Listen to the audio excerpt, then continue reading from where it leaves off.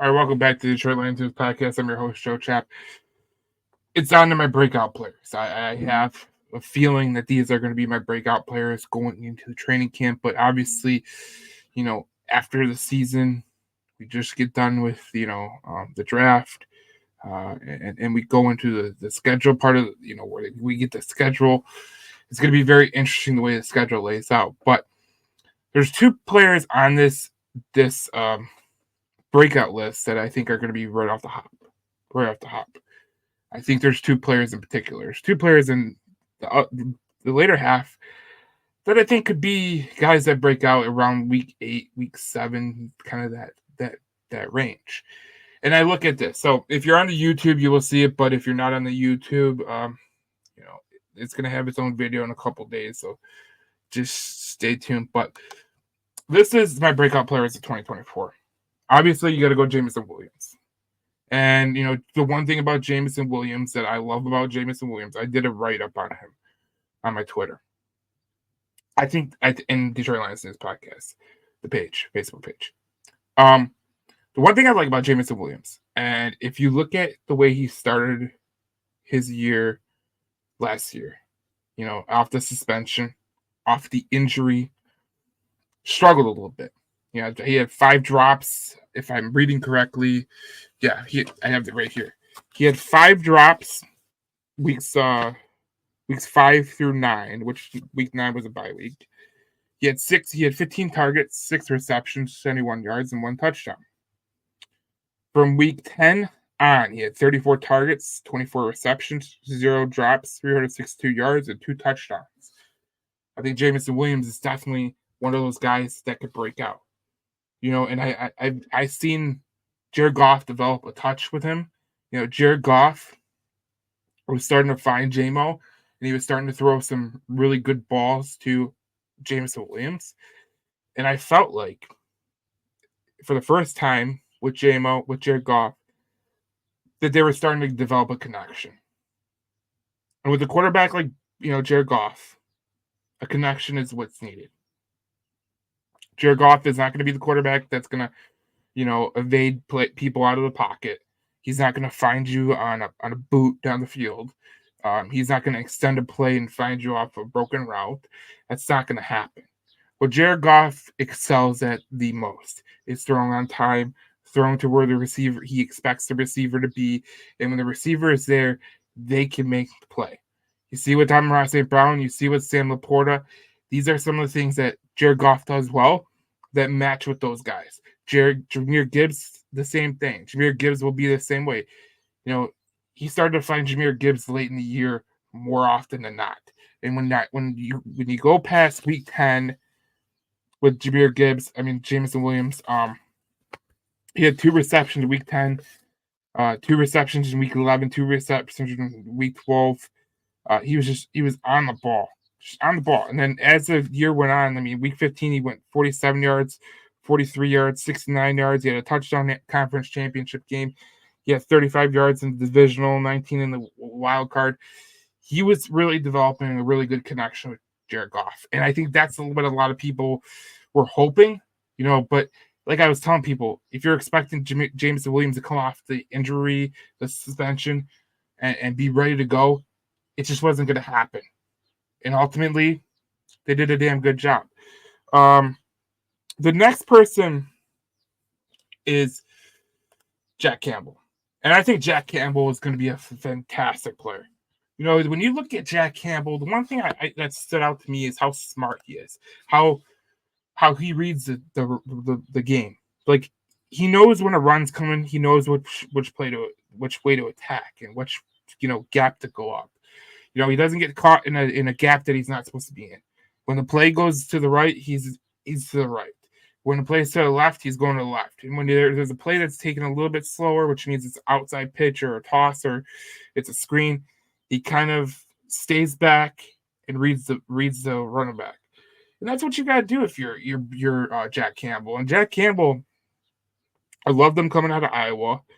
I thought he was supremely athletic. I thought he was one of the Iowa defense better players. And he fit the mold of what you want in a middle linebacker. And in a day and age when some people will, overpay for an off the ball linebacker, I think that if you could draft one and get, especially in the first round, you get 5 years of this guy. That's huge because with the way that these off ball linebackers get paid, you're not going to be able to pay him. So, you look at the way that Terrell Edmonds in Chicago got paid. He's not even that great, and he got paid a lot of money by Chicago. Well, basically, he was overpaid, to be honest. But I thought that Jack Campbell is going to be a breakout player this year, and I just feel like I don't feel like Jack Campbell has hit his stride as an NFL player. I feel like Jack Campbell's kind of he's learned a lot, but he hasn't got to that next step that you kind of expect him to be. And that's what you expect him to be is a good NFL player who's going to be good off the ball. That's what you expect him to be. And then here we go. My bottom two are a little bit janky, but you got Broderick Martin and Josh Pascal. And here's the thing. Broderick Martin, I told you. We're in the last segment. I told you the workout photo has me intrigued. The Terrell Williams hire has me intrigued. Being in a room with DJ Reader and Lee McNeil has me intrigued. There's a lot of variables that are helping this kid really become the best player that they could be. And if you're hearing the birds, because the birds are chirping outside, it's raining, so. But if you're not, good. But I felt like Broderick Martin is really set up to succeed.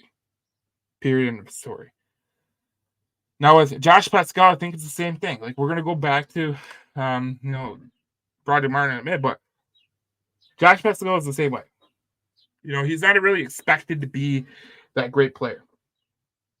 He's not expected to be some Hall of Fame player. He just needs to be good. And if he's good in year two with the tutelage of Terrell Williams, we're going to be in a good situation because he got James Houston come back and all that stuff. It's going to be a really good situation for the Detroit Lions. But when you look at these two guys, Broderick Martin and Josh Pascal, there's two things that I like about these guys. One, I like both their makeups, especially Josh Pascal. I mean, he did beat cancer. Tells me a lot about the kid. And then you look at Broderick Martin. The kid, he fought his ass off last year to just, stay on the roster. Obviously, the Lions had a good reason to keep him on the roster, but he didn't play much. He did the work in the offseason, and he made things happen. And when you have a good coach like Terrell Williams as your defensive line coach, when you got, good leadership with Hutch and Leem and Reader in that locker room, it's going to be all those young players that are on the defensive tackle. They're going to be looking up the Reader and the Lee McNeil. When you're on the defensive end, you're going to be looking up the Hutch. You're going to be asking Hutch questions or Marcus Davenport questions. If he stays healthy, that could be huge too. But ultimately, these two guys, Josh Pascal and Broderick Martin, if they're good, it totally transforms the defense. And it totally makes Brad Holmes look like a smartest guy in the room type of guy. Because he didn't really go and get an edge player like I think a lot of us expected him to do. They didn't go out and get a big defensive tackle that there was a lot of people that expected him to do. They kind of just went with Reader, who's coming off an injury. They went with Marcus Davenport, who's coming off an injury. And my overall feeling about that is I think they believe a lot in James Houston. I think they believe a lot in Broderick Martin. I think they believe in Josh Pascal.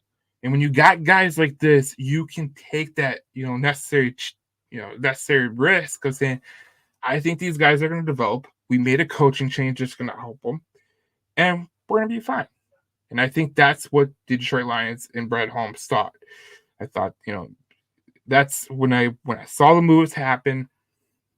I wasn't really happy with the not going and getting a supreme edge, but when you see how much those guys are going for, all right, I kind of get it. But Daniil Hunter wasn't coming here. He was going to Houston regardless. But like a guy like Danico Autry would have been awesome. But it just didn't happen. They got Marcus Davenport. Marcus Davenport is healthy. That's a game changer too. But I look at guys like Broderick Martin. I look at guys like Josh Pascal. Those are two players that they could really tip the scales the other way. We talk about it all the time on this podcast. Like, if you get one or two guys a year who you don't really expect much out of, but you get a lot from, that's a total game changer, because you do expect to get stuff from Aleem McNeil and Aiden Hutchinson and Reeder and Brian Branch. But if there's a guy that comes out of nowhere, like a Broderick Martin or a Josh Pascal, and they play at a really good level, you're really, that's something that you really didn't expect. And with all the talent mixed in and all the players getting better, it potentially vaults you up to the top. That's how winning organizations do it. They don't really just, it's not drafting number one overall. It's about drafting players rounds 1 through 7. And when you get to those middle rounds, the 3rd, the 4th, the 5th, those guys got to contribute in a year. They can go under a development phase. That's fine, because that's the way it should be.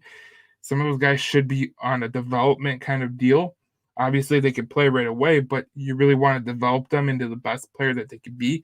And then year 2, year 3, year 4, you want to see them take the next step. And that's exactly what I'm kind of expecting out of Broderick Martin, Josh Pascal. But it's going to be interesting. I think that Jack Campbell is going to be really good. I think that J-Mo is going to be really good. And I think this organization has a great plan in place.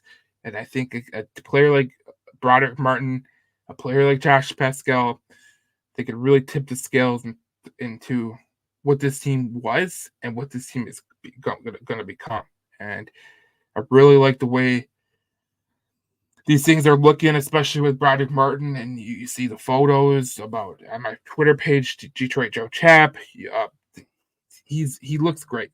He looks fantastic. And you're just hoping that one or two of these guys plays at a high level, whether it be Josh Pascal or whether it be James Houston or Marcus Davenport. And you're hoping Broderick Martin really, develops into a good player, and Wingo develops into a good player, because that's what's going to sustain you. When you can't sign these players that you want to sign, like re-sign like Aleem McNeil or Derek Barnes or whatever the case may be, you're going to have to develop talent, and kind of that's what's going to keep you afloat. And that's it. And they're going to get better year after year after year. You're hopeful that they will, but